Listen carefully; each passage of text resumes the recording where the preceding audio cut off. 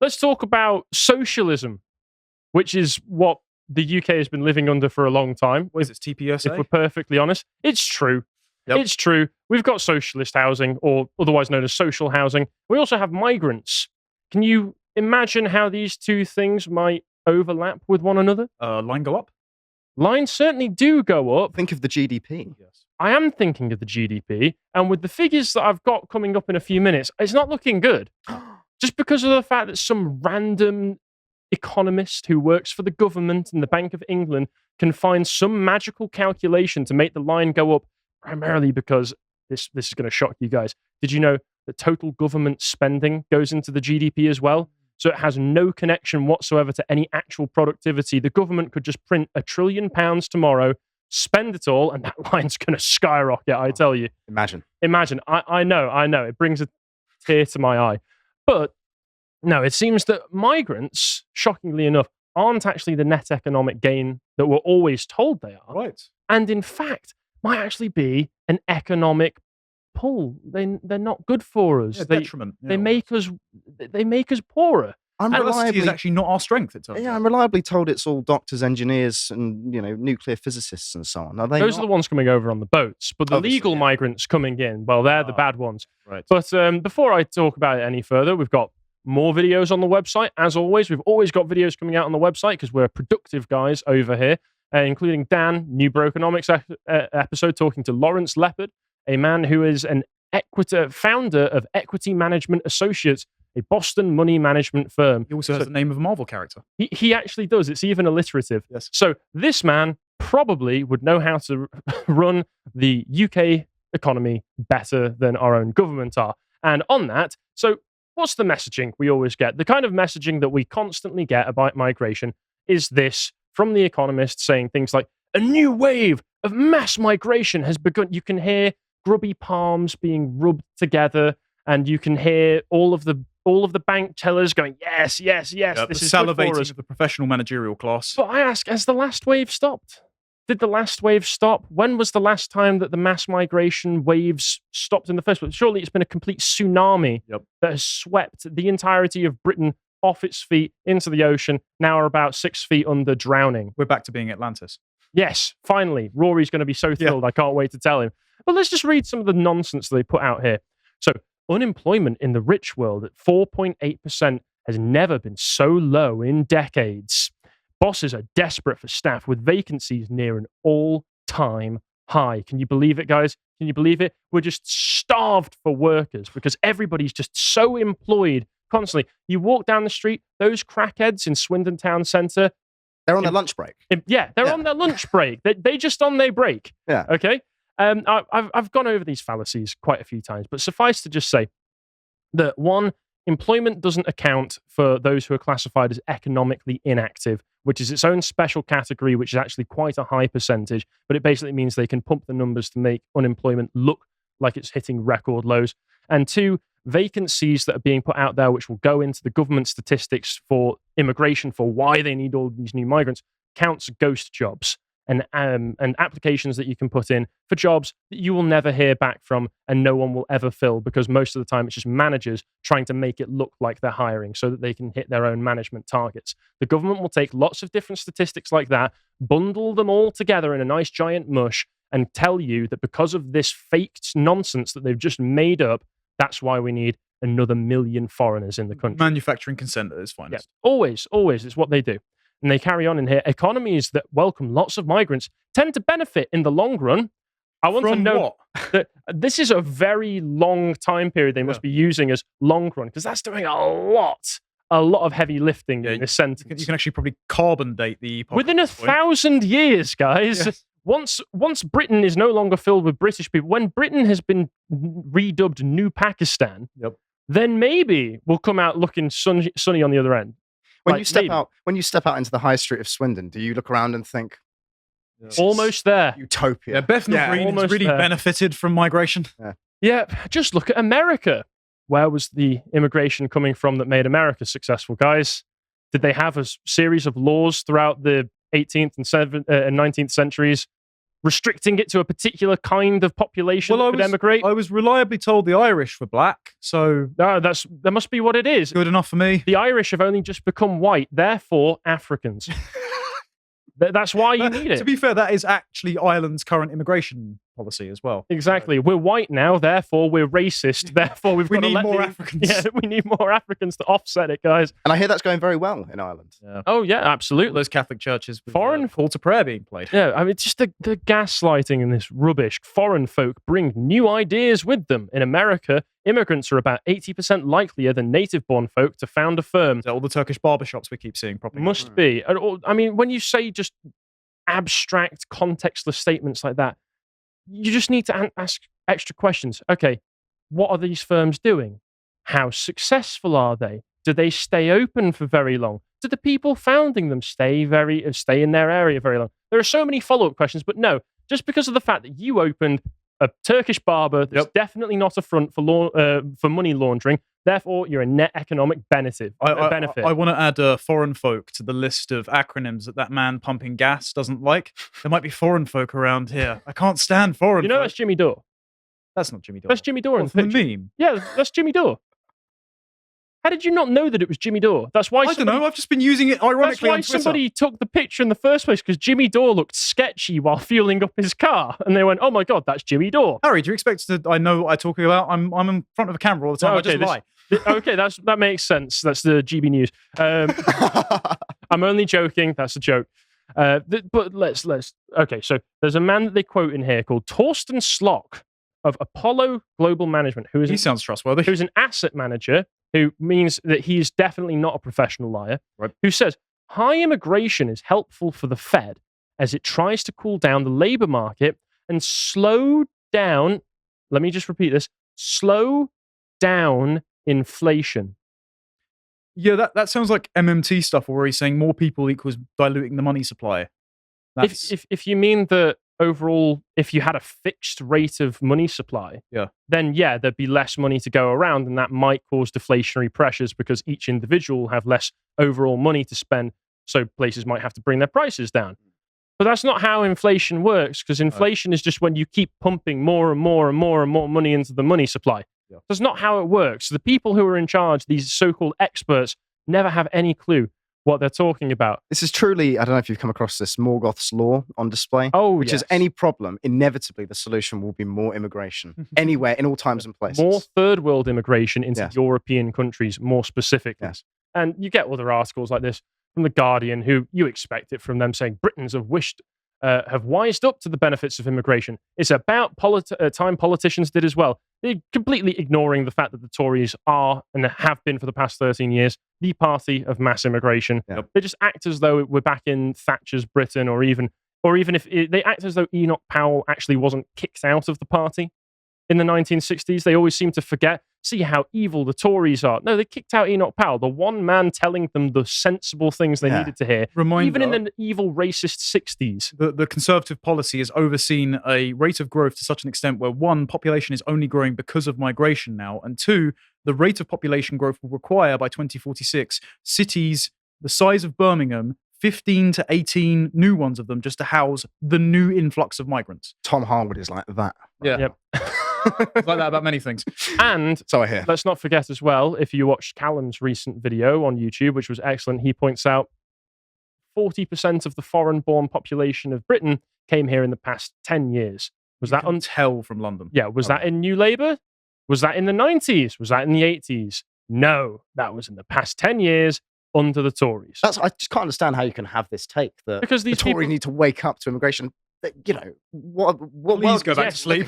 Yes, they need to wake up to the horrors of mass immigration, but they won't. But then let's talk about social housing, because that'll tie into the thread that I'm going to go through in a few minutes. So social housing, for those who aren't aware, in England is basically communist housing.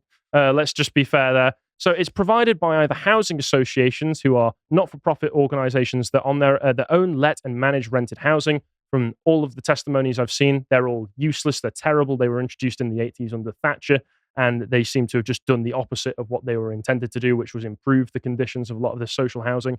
Or they're owned by the local council, which is why a lot of it's known as council housing. Social homes. are the only type of housing where rents are linked to local incomes, making these the most affordable homes in most areas across the country. Rents for social homes are significantly lower than private rents, and rent increases are also limited by the government, which means homes should stay affordable long term so people aren't priced out of their communities by rising rents. Sure. At present, the law states who is entitled to social housing and should get preference on the waiting list, but councils have lots of flexibility on who qualifies locally, and social landlords can refuse to let people in if they so choose.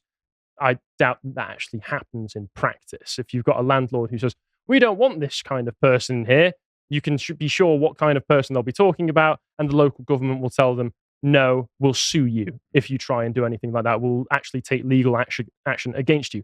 There are over 1 million households currently on social housing waiting lists in England. We've got a massive load of social housing and a massive load of people waiting for social housing. And it's basically, you don't get it for free, but it's a massive discount to everywhere else, which means that if you put all this together, you can imagine most people who aren't working jobs are on benefits or are working incredibly low paid jobs, therefore not that much of an economic benefit, if you're going to try and paint it in that light, are in these kinds of households. And as you would expect from this kind of housing, as well as with anything that is subsidized by the state, generally speaking, they're not very good. As well, there is the perverse incentive to keep the number of houses being built for social housing low, as well as the number of overall housing built according to a complex planning system low, because 25% of all Conservative Party donors are property developers. That's why you get the new build Barratt homes right next to motorways for all of the dinos that are bought on finance. That's why they keep bringing in a population to both artificially keep the prices high while also creating the manufactured consent for constantly needing to build more houses over the entire English countryside. And the planning commissions in the UK and the planning regulations are an absolute mess. Yep. They're essentially designed to keep it so that the southeast of the country is the economic powerhouse. Mm-hmm. You always hear people talk about London and the surrounding area is where all of the economic forces are centered in the country. That's why it's the richest part of the country. Well in the 1950s and 60s, it was looking very likely that, of all places, Birmingham was going to become the new economic center of the country. They were industrial zones at the time. They were a massive industrial zone and they were doing really, really well. And a lot of industry was moving there. So what London did to make sure that it could keep all business there was put in all of these ridiculous economic and planning regulations that meant that all of the businesses had to move back down to London instead. So London, to keep all of the industry there, crippled the economic productivity of the rest of the country. And then they binned off the actual home manufacturing industry in exchange for financial services, and that was spearheaded by Thatcher. This is why everybody from where I'm from who would have been working in the coal mines and loving it are now working in call centres. Yes, and now we're stuck with zombie Thatcherism because the Conservatives don't have an affirmative vision outside GDP line go up. I mean, we were talking about masculinity, working in the coal mines. I think a lot of those guys who were saying, I'm just completely purposelessness, something like working in the coal mines, that would fill that hole pretty well. It would certainly fill the sense of community. There is a reason, as much as I'm not going to, big up Scargill or anything, but the people who were involved in those protests and strikes in the 1980s, that's because they felt and they understood that their communities were about to get something was decimated. Being taken away from them. Yeah, they weren't all communists. Like some of the spearheaders of the labor unions were Marxist subversives, but not every working man that went out on the picket line because you're taking his livelihood away was a foaming at the mouth socialist. I got to tell you though, where I'm from in Kent, I mean, I've seen it throughout my lifetime. I've seen the hills and the fields be paved over for these identical sort of IKEA flat pack houses that look awful. Canterbury's exactly like that. Yeah, it is terrible. Deeply anti-human aesthetic. I hate it. Yeah, it's battery farms for humans. Yeah. But once again, a lot of that will be to do with the regulations that all of these housing companies have to adhere to that mean that they're unable to build anything that could be remotely aesthetically pleasing to everybody. They're all prefabs, and they've also got to itemize each bit of square space down to the lowest common denominator to pack as many rent-paying people in it. Well, yeah, because that's the ironic thing. All of these regulations that are supposed to be keeping people safe, if you watch some of the segments I've done with Callum recently, that Callum's been going on about, all of the new build housing is terrible quality. Made out of spider webs and fiberglass, isn't it? Yeah, they're absolutely terrible. So everything that's supposed to be keeping people safe doesn't keep people in safe. Case in point, this review of social housing that happened after things like Grenfell happened in, 2017, 2018? And then also the death of a 2-year-old child, Awab Ishak, that happened in some social housing, where Helen Baker, who was the chair of a housing charity Shelter and also the chair of a review that went on, said the recent coroner's report into the death of this child, who died due to prolonged exposure to mold in his home, and exposed the shockingly poor quality of some social housing. The coroner found the toddler had developed a respiratory condition as a result of prolonged exposure to mold in his home, owned by Rochdale Borough-wide Housing. Now, with this, I will have to say that while it's true that the Housing Commission should not have allowed it to be rented in the condition that it was, there is still personal responsibility here on the part of the parents. Because black mold is disgusting. Yes, black mold is terrible to live with. Yes, but you can also go down to Tesco and buy yourself black mold remover. For a few quid. Just for a few quid. And if you go to this next article here, talking more about it in depth, you can see... Damn, let me just go a bit faster here. Come on. You can see the quality. That's disgusting, but it's also... You can see it. It's not like it's hidden in a corner that's packed away behind a load of furniture that was there when they moved in. You can see that. And this one, there's the child as well who passed away, sadly. Yeah. There's an image. That's right in the corner of a room. You can clean that. This is by the toilet. Yes. You use this every day unless you've got some kind of problem. So if it's right on the wall and it's disgusting, it wouldn't have been this bad when they moved in, I assume. And if it was, then you would immediately start cleaning it. Yeah, they called up the landlord a few times, and the landlord was useless and didn't do anything. That is such cases. That is entirely the fault of the landlord and the housing associations. But you still have agency of yourselves. It's terrible that this happened to this child. It should never have been rented out in this condition in the first place.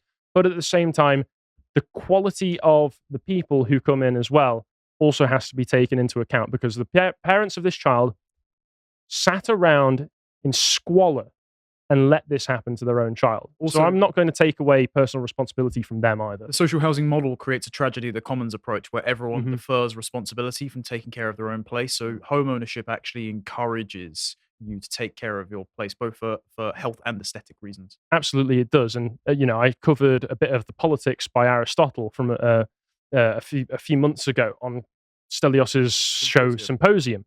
Yeah, and even thousands and thousands and thousands of years ago, Aristotle was making these same arguments against communal ownership of all of the means of production and against private property. Because he was saying, well, if everybody owns it, then nobody has responsibility for it, and everyone will just keep pushing it down and pushing it down the line until you get to the person at the back who then just circles it back round and nobody takes responsibility. That's something that you've covered with Josh that should be coming out soon, which is Brazil, which is if you have a bureaucratic system where everyone defers responsibility, it will be a form, then a form, then a form, then the form will get lost, and then you have to fill out a form to get back a fraction of the compensation for the damage that you have suffered, and then you have to pick up the pain and time and effort because some bureaucrat made a mistake. But yeah, I don't want to spoil that video because you should watch it when it comes out. It's a really good one. But in that, we did discuss the fact that in Brazil, the characters, because it's just the entire government is just a mass of different bureaucratic offices. Every single time you see any of them try and solve a problem, the only way they try and solve it is by saying, not my department. Yeah, they try and pass it off to somebody else. Like Ian Holmes, his character is fantastic because he almost has a nervous breakdown at having to do something. Yes. The simplest thing, fill in a form, and he breaks his... I'm getting off topic now. But if I go to the next one as well, that brings us on to the focal point of this segment, which is a pair of wonderful threads on Twitter by a man who goes by the handle of Juice, @Juice8882. No longer a lurker in the bio. Now he's coming to his full power. This isn't even his final form. He did a little post about the black population of London, talking about the amount of them that live in social housing, and then decided, because he realized that, as he says here, that he is retarded, that he could have got more detailed information, decided to expand on this, and so made these graphs. He got the information, if I just look here, from the ONS custom database. The most recent census, I would... Yes, this will be from the 2021 census, where he's looking into the ethnic groups and different denominations of people who live in social housing across the country. And we can see the percentages here, which are very interesting. So for whites in England, this percentage runs below the national average. Indians and Chinese also have a very low rate of social housing, though they are more likely to rent in general. Mixed groups have a high rate, and of course, the already discussed black population. Indians significantly shift London's social and rent housing figures due to their large numbers within the city, making up 36% of the Asian population. But what does it look like in terms of the outlier of the Bengali population? They significantly occupy social housing per to their groups than others. 44%, almost 45%, of Bengali households in London are on social housing and rises to 81.9% in Islington. In terms of national figures, this is 33.5%. So very disproportionate to their makeup of the entire national population. Yes, it absolutely is. And once again, if you're in social housing, the likelihood is you're either not working and on benefits that are given to you by the government in the first place, or you are in a very, very low paying job, which either way, you're not going to be, as the Economist would try and convince us, a net economic benefit to the country that you found as your host. So let's carry on. So they go down to country of birth. Disproportionate levels of social housing in terms of country of birth is tilted towards the predominantly black countries in the Caribbean and Africa. Other Europe has the lowest figure, then Middle East and Asia and Britain, respectively. In the more detailed description of country of birth using select countries, we can see that this exemplified with the significant outlier of the Somali-born population, which has a percentage of 72.3% in social housing. So let's take a look at this. So right underneath it is Jamaica, but even then, that's a massive jump from 41% to 72%. Obviously, Jamaica has an overall higher population, but they're almost the same. But Somalia, we've got total households, 57,716. The social housing, 41,000. There's only about 15,000 households that are Somalian in the UK that aren't on government-subsidised housing. Yeah, I was shocked at this as well. The bottom figure was Romanians. Romanians are only 4.6% in social housing, which shocked me. Pickpocketing pays well. I suppose so. United States is doing pretty well in here, Italy and France, but you can see that it's either those part of the Anglo-Sphere diaspora who come back to the country, or those in EU countries. And then you get to Kenya. Oh, Kenya's got less than Germany. Fair play. Then you get to Pakistan, South America, and then it filters up towards the Asia and Africa nations. Absolutely, it does. And he continues and says, this rises in what I could find on the limited amount of data for detailed groups for Somalis in the Kensington and Chelsea borough to 95.8%. Keep in mind, on year of arrival statistics, 63.8% of their population has only been here for the past 20 years. And as far as property prices go, that's at least in the top 3 in the country. So they are taking up the cheapest housing in one of the most lucrative areas and are depriving it from the native population. Yes, this is just insanity. Like, why is this? What do you guys make of the idea that the whole mass immigration thing is, at least in part, this kind of attitude by the ruling class that they want to cling on to the kind of empire thing, and so they import the empire into this country and take care of their subjects in this sort of way? Because it's just insane. I don't think they nearly have the national sentiment to do that. I think it's just purely economic and material concerns. So they're just pushing people like square pegs into round holes wherever they don't quite fit. Like, why should there be a giant Somali enclave in Kensington? It doesn't matter. It just matters that they are culturally apathetic economic actors that can register on a balance sheet, and we'll put them wherever they need to go. Yeah, I think they hate us. I think that the ruling class of Britain has, for the most part, become socially detached to such an extent from the normal population and is so averse to any feelings that could be described as patriotic or nationalistic that they have grown a contempt for the native populations of Europe. And therefore, they're just happy to do this. They're happy to screw us over. There's also the fact, of course, that we are a US vassal state, and the US is already an incredibly diverse population, even before the 1965 changes to the immigration laws that they had over there. And there's the idea that if you are a global empire, you'll tend to try and make the countries underneath you in your own image. Yeah. Same with the EU. The EU was set up by people who were eugenicists, and there was one man who wanted to ensure diverse populations had mixed children in order to eliminate racism. So he was going to try and enforce immigration from the top down. South American style. Well, socially engineer the population to abolish bigotry. And so they see our parochial cultures, our times, our places, our customs as impediments to engineering utopia. Yes. But in reality, all you'd be doing there is just eliminating any and all diversity that actually makes the world an interesting place to live in. Yeah, like, we're nothing alike, and they're just going to liquidate the North-South divide. And how are we going to have a punch up? You're not South, you're Irish. I'm true south. That's racist. Good. In London, he says these figures become more extreme than the national average. 42% of those born in African households are living in social housing. 37%, when he talks further on down about religion, 37.6% of Islamic households in London are on social housing, and the highest percentage of which is in Islington, where it is 72%. That's Jeremy Corbyn's constituency, by the way. Yes, so it is interesting. You could have seen that it would have been just as bad under a Labour government. After the specific shock of just how many of the Somalians are in social housing, he decided to carry this on to a different thread here, where he's going to break it down in further detail. So let me get the details here. So after my recent discovery of the shocking figures of 72% of the Somali-born population living in social housing, I wanted to conduct a more thorough swoop around their hard-working nature using the 2021 consensus. So he has some background here on the hard-working nature of Somalian people.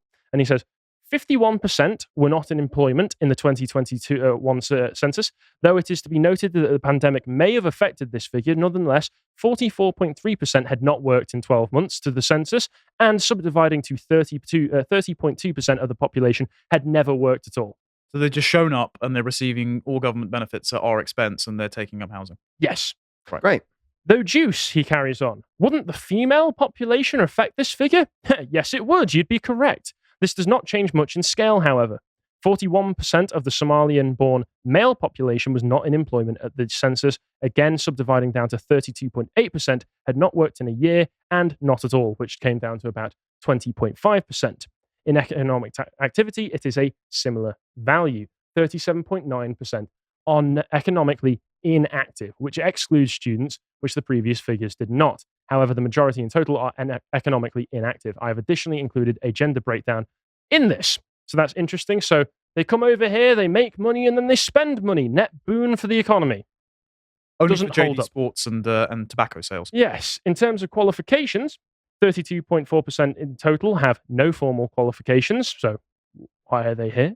Females are more likely to have no qualifications, rising slightly to 35.9%. In males, this is 27.6%. Once again, Very impressive. There can be a doctor, lawyer, and engineer with that degree. I know. This is charity. This is worldwide governmental prescribed charity for people who shouldn't be here in the first place, who they are prioritizing over the native population. Charity has a moral and loving dimension by being willingly given. No, this is the extraction of resources from the native population to create a dependent class of cultural liquidators as they come over here. And reliable voters. Yes. Oh, yes, that's a big part of it. Occupational-wise, Somalis are more concentrated in caring, leisure, and other service occupations and elementary occupations, which mostly consists of simple tasks and routine tasks and does not require much skill to be employed in. Deliveroo cyclists. Yes, about half of these work in these occupations.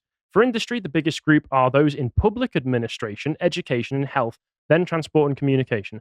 Half of the Somali population works here. So once again, they are net detriments to the economy, and this is why I am so convinced now that our elites just hate us and are doing this out of malice. I don't remember who it was that said it, but I saw somebody say, listen, if it was just pure incompetence, they would do something every so often, just accidentally, that would be a benefit to us, the native population. Not once. Not once have they done anything like that for as long as I can remember. So at this point, I just have to conclude that they hate us and they are evil and they need to be cleared out.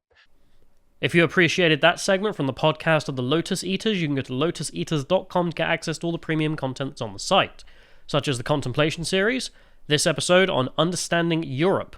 If you'd like to find out what else is being put out, you can follow on Getter at lotuseaters_com on Getter. Thank you and goodbye.